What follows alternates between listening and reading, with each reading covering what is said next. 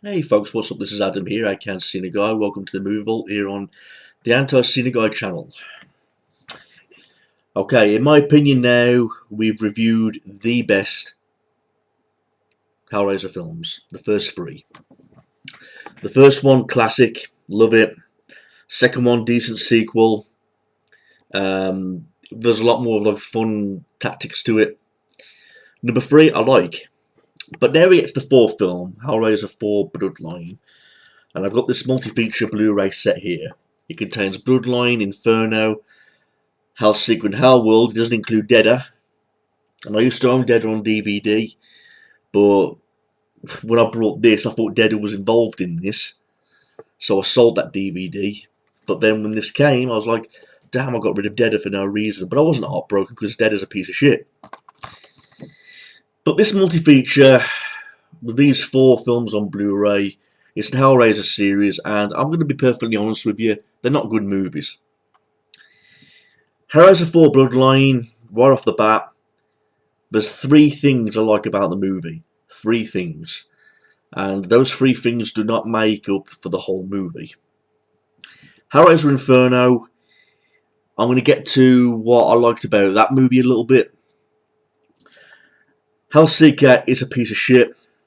Pinhead is a dumbass in that movie, and I'll explain why when I review it. Dead has to be the most forgettable one in the whole franchise. And Hellworld, I only liked one thing. The concept of it all being online. But apart from that, not a good movie. And then we get to the other versions, you know, we get to fucking Revelations. Fuck me, that was a load of shit. And then there's a later one as well called Judgment, which I've not seen. I know Revelations and Judgment both don't star Doug Bradley, you know, but who can fucking blame him? So like I said, this is like a review slash rant for Hellraiser 4 Bloodline. It was the last Hellraiser film that went to cinema, or theatres. So the first four Hellraiser movies, they all went to theatre, including this one. But there's a lot of problems with Bloodline. I mean, in the movie, there's like a past, present, and a future sequence. The past tells you about the origins of the box, how the box was made by this toy maker, you know, trying to sell it to a magician for black magic. Basically, it goes into the story of the background of the box and, you know, how Pinhead was made and all that kind of stuff. Did I care for that? Not really. It kind of reminded me of something like you'd seen in the Halloween movies, like, you know, like in the Halloween movie where you got the Curse of Michael Myers, where it was all about the thorn, learning about Michael Myers, trying to find out why he killed his sister and all that shit. Well, this kind of felt like this. Because usually this always fucking happens, you know, when you run out of ideas for a movie. More of it like being like a sequel, it's more like of a prequel feeling because they just tell a background story of a character. You know, why they became evil and all this happening. It's like a background story more than an actual sequel of a film, if you get what I mean. And that's what this movie felt like. It just felt like a background story, but just thrown in a few bits and pieces to try and make it seem like a sequel of a film. At least that's what I thought. I mean, it was nice to see Doug Bradley come back as Pinhead, I suppose. When I looked at the first front cover of this movie for the first time, it didn't look like Doug Bradley. I was like, oh, this is going to be fucking great. The film doesn't star Doug Bradley, but he was in this movie. So the first part of the movie, it's about this soldier, and his bloodline is about his ancestors making the box, and he's got an idea of killing off Pinhead, so it's in space. He gets arrested by some soldiers, and he tells his secret to this girl. And I'm going to be perfectly honest with you, I thought there was a lot of slow paces for the first half of this movie. A lot of slow paces. That's another thing that put me off about this movie. There was lots of slow paces, especially with the first half of the movie. I mean, there were some scenes that I didn't really care about, like I said, the origins of the box, how Pinhead was made, and all that kind of stuff. It just did not interest me. There's only three things I like about this movie. And in fact, I might as well get into that right now. The first thing I like about the movie, Kim Myers is in this movie. And Kim Myers, as you all know, played Lisa in Nightmare on Elm Street Part 2. She's in this movie. She plays the mother of that child. It was nice to see Kim Myers. I could have had the opportunity of meeting her in real life when I went to this Comic-Con, this signing, but I didn't have enough money. So that was a shame, and if I had the money, I would have gone and met her and get her autograph, because I like Kim Myers. I think she's been in loads of good roles, particularly in The Nightmare on Elm Street. The second thing I like about this is the Cenobite dog. I thought it was cool. There's a scene in this movie where we get introduced to some new Cenobites, and one of the new Cenobites is a dog, like a demon dog. I thought that looked cool. You know, it's just a shame we did not get more of the Cenobite dog in any of the other sequels, because I thought it had potential of being an awesome character. That Cenobite dog, you know, with its fangs and the way it looked all mutilated. So I like the Cenobite dog. Just wish they could have done more with it, but they didn't fucking do it. And I love that kill scene. As this is the third and final thing I like. I love that kill scene of where that chain goes through that guy's neck. Pinhead literally says in a booming voice, "No more games," like that, and the fucking chain goes right through his neck and decapitates him, and Pinhead's just laughing evilly. Love that scene. I thought that's a really cool, gruesome, sick scene. I love those three things about that movie. But sadly, those three things don't make up for the whole movie. You know what I mean? The rest I couldn't really care about. I mean, like I said, it's in space. You know, it's all about this Pinhead terrorising this big spaceship with Cenobites trying to take down all these soldiers one by one. You got the this person who has a bloodline with his ancestor of who made the box, and he knows how to stop Pinhead once and for all. Basically, it's Pinhead, you know, just trying to stop him from stopping him from using his plan to get him destroyed. Basically, you know, they throw a few things in. There's a child, husband and a mother. Like I said, the husband was the one who got the chain through the neck. You know, we only see a little scene with that Cenobite dog, which is a shame, like I've already mentioned. Wish it had a lot more potential to be in more scenes and a lot more sequels, but we never got that. I'm not saying Doug Bradley did a horrendous job in this movie. Like I said, he was still talkative, and they tried to give him a lot more to do in this movie. But again, at the same time, it didn't live up to the full potential, in my opinion. You know what I mean? I mean, it's not the worst one in the Hellraiser series, I don't think.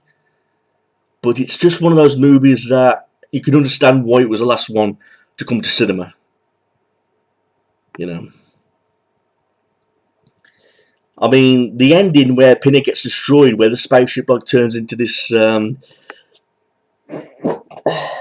excuse me. I mean, like the spaceship at the end turns into the cube, like into like the box, and Pinhead gets destroyed inside it. And I'm thinking, you know what I mean? Could have had a better ending to destroy Pinhead. You know, I mean, you can feel when watching this movie that the film had a lot of problems. You could tell there was a few ideas that weren't originally meant to be there. You feel like the movie's been shat on a bit, you know, and that's a shame. It's a shame that the Hellraiser movies got to that point where they felt like their movies were just there. Because from here we get the feel that they don't even feel like Hellraiser movies anymore. Especially in this one, Hellraiser Bloodline. I mean, yeah, let's have a horror movie based in space where a creature like terrorizes this spaceship full of soldiers. I know, we'll make that guy Pinhead. You know, throw Pinhead in and call it a Hellraiser movie. You know, that's what this movie felt like. It didn't feel like a failed script like it did with all the other movies, but I don't know. It was lacking something, this movie was. It was lacking something. Three good things about it for me only. Kim Myers, that one death scene, and the dog Cenobite. Cool thing to have on a fucking leash. I mean, when I look into this movie further, it was 1996 this movie came out. Directed by Kevin Yeager.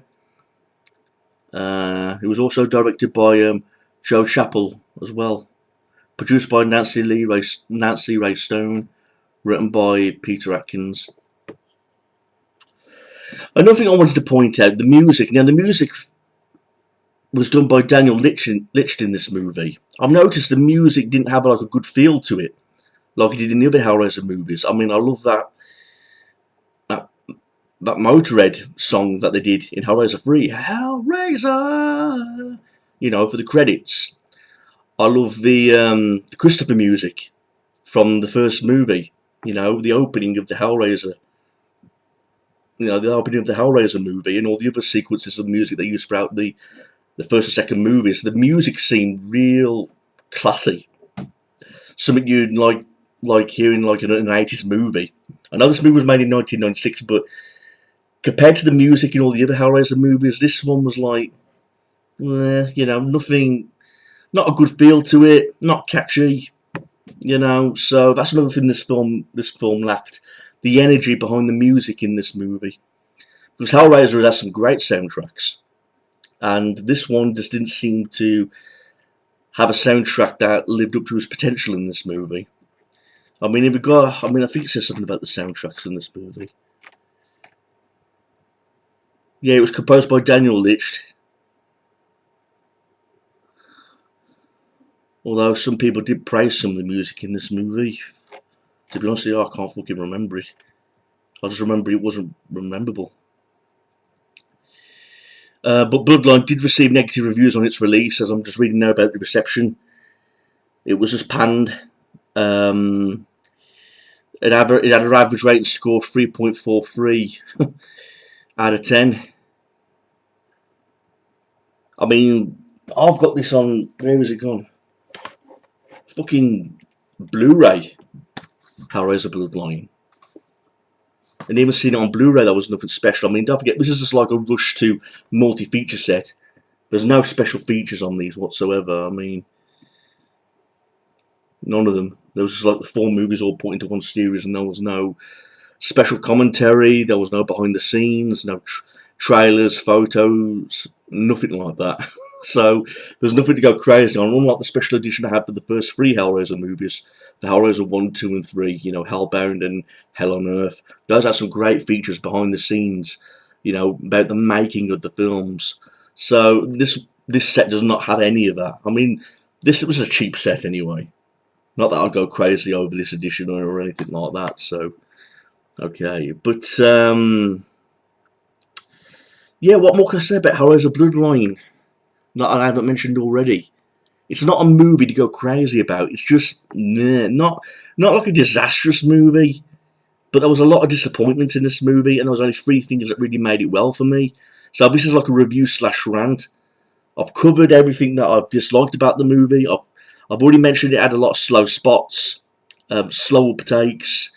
I did not care about the origins of the box, for the first movie, for the first half of the movie, where it went into the detail about the box. I mean, didn't really intrigue me. I didn't care about the origins of the box or how Pinhead was made.